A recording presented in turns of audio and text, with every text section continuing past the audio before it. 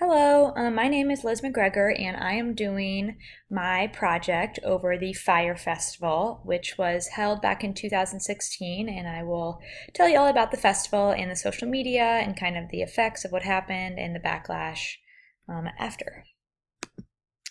So, the Fyre Festival was a music festival launched by Ja Rule and a tech entrepreneur, Billy McFarland, and it was intended to be a two-weekend luxury event held on a private island in the Exumas.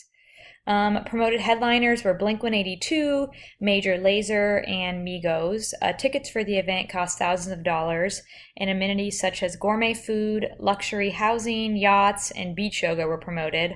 There was also supposed to be a real life treasure hunt that was promoted all over social media, which was said to offer up to $1 million in luxury jewelry, watches, and cash. Now, for some reason, when I tried to embed this video into YouTube, it said I didn't have the correct permission, so I'm going to upload it here, and we will use the link to watch the video. The actual experience exceeds all expectations and is something that's hard to put into words. All these things that may seem big and impossible are not. It gives people that type of energy, that type of power.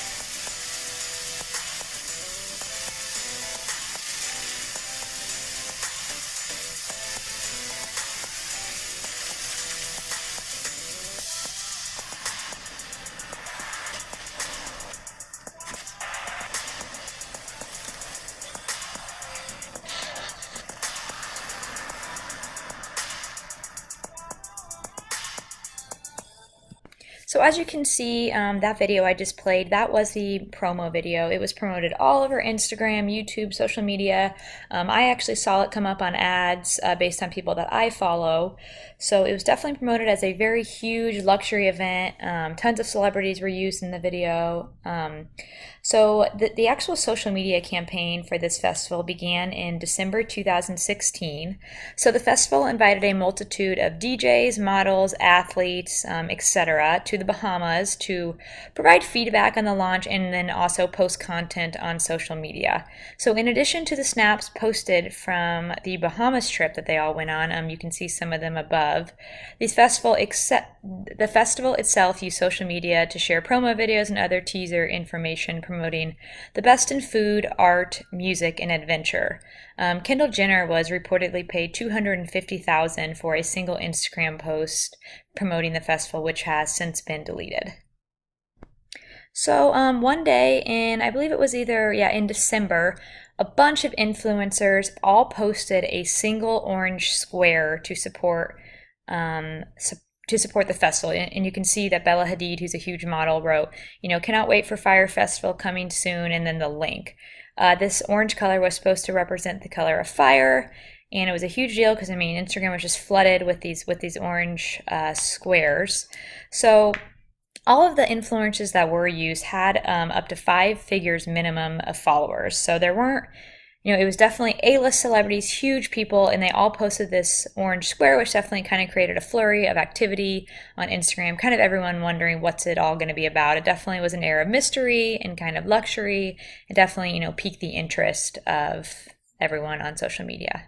So although these promos were being promoted and everything, there seemed to be It seemed to be going well, and the festival seemed to be going off with a hitch. People were getting really excited. There did seem to be kind of some trouble in paradise behind the scenes. You can see here some of the problems that were starting to happen. So the initial investment was reported to be blown on the influencers and that trip to the Bahamas and everything, which did create issues putting the actual festival on. So as you can see, the base amount for each influencer was 20,000, and then obviously this was prorated based on how much reach they thought they had. We can see that a TV production crew was hired, but the bill was never paid, so that did not go through. The caterer was not paid. The musical acts were not paid, and then kind of as more and more of this information kind of started to come out before the festival, it started to be reported that people were kind of curious, where, are organizers in over their head? Is this really going to happen? Despite this, people had paid from $500 to $2,000, so they did hold out hope, and they were excited that hopefully things were going to get organized and ready, and the festival was still kind of going to go off without a hitch.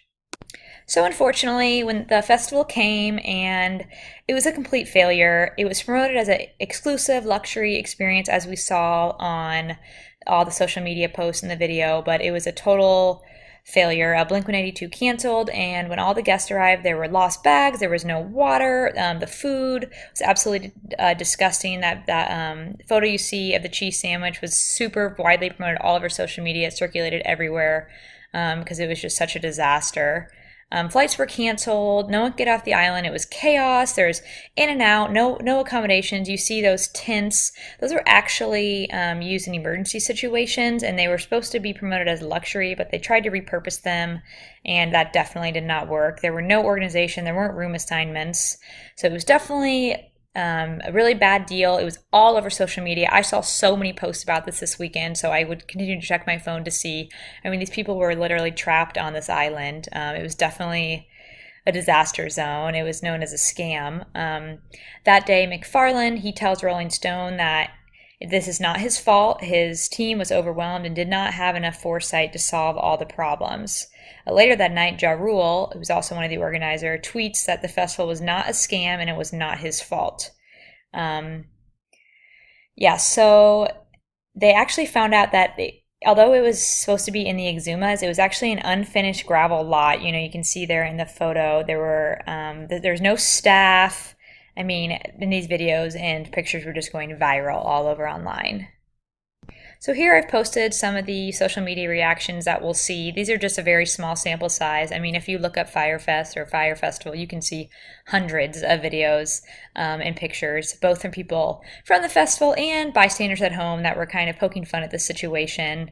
As you can see, here are the lockers up in the corner. That was the type of security they had. There was definitely not enough accommodations for everyone. There was a lot of people comparing the situation to Lord of the Flies, where, as we know, all those boys get stuck on the island. So these are just a small sample. It blew up social media. I don't think if social media wasn't as involved, I don't even think I would have known what this was or what happened. But because it was promoted so heavily and it was such a disaster compared to what was promoted, it really was just all over. So since the Fyre Festival, the festival ended up having to be postponed. Everyone eventually got off the island. As you can see the tweets on the side, they worked really hard to get everyone home. People were there for hours, for days, but eventually they got home. Since then, a lot of lawsuits have been filed, over $100 million. They had found out that they had depicted this as a private island, but it was really just an underdeveloped area in the Grand Exumas, the main island. A bunch of different people filed lawsuits. Apparently, Fyre did not have cancellation insurance and did not have the proper things in place for medical. Apparently, the medical tent was found shuttered when they found there. There was no air conditioning. There was a bug infestation, so they were completely unprepared for a whole number of reasons. Lawsuits claimed fraud, violating customer protection law. When people arrived for the first weekend, the island was lacking basic amenities. It was covered in dirt. The guests had to sleep in tents where the blankets were wet. There were no showers or bathrooms as promised. Instead, there were simple porta potties and only one every 200 yards, which does not meet code. Um, so apparently, prior to the festival, employees and talent were reportedly warned not to actually go to the festival because the site wasn't ready and the company was said to be having financial issues. So now Fyre has said, despite all of this, despite all these issues and lawsuits, they have said that in 2016 they're going to try to hold the, or 2018, excuse me, they're going to try to hold the festival again at a U.S. beach location. They have promised full refunds, and they actually came out and blamed bad weather for the issues, even though we know that definitely was not the case. So this was definitely just a really interesting situation. It was really interesting to see how far people really trusted these influencers. They really just trusted their gut. They had no idea anything about this festival. They had no reason to trust it. But because there were some glamorous photos and some pretty models that were widely followed, posted a lot on social media, were paid a lot of money, people were spending up to $2,000 for a ticket, and it was definitely a failure and definitely a really interesting thing to witness on the other side back in Kansas. I think it was definitely a lesson learned for people based on, things sight unseen, and maybe that things don't, come across as seen on the internet or on social media.